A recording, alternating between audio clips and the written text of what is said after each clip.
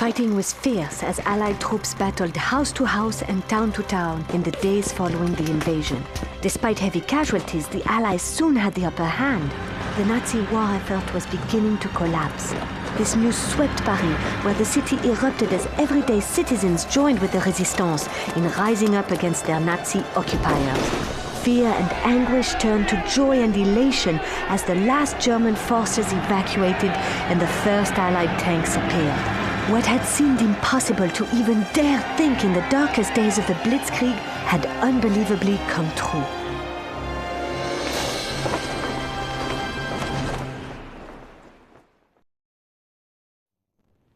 Yeah, you lose your name, your family will never know, you lose all your friends, you have nobody, and if you are arrested, we don't know you. And then all sorts of people started in the neighborhood asking about me, my family, everybody, security clearance. It was worth every minute of it, I think, and I hope that people realize how important the women were in the OSS effort. He got to talking, and he found out that I had been studying Japanese, and that I was a newspaper woman, and he said, well, would you like to work for the government? And I said, well, yeah, but on one condition, that I want to go overseas, because that's where I think all the action is. And he said, I think I can guarantee that. And I said, well, then what would I do? And he said, I can't tell you until you sign up with us. And then that's how I got in. I was curious, but I did want to see some action. That was what happened to me. There was a sizable number of Czechs and Slovaks working as labor for the Germans. So we hit them with a leaflet called inviting them to cross the lines. And for that, 600 guys that crossed the lines and deprived the German army of labor, I got my Bronze Star. I mean, London was not a walk in the park.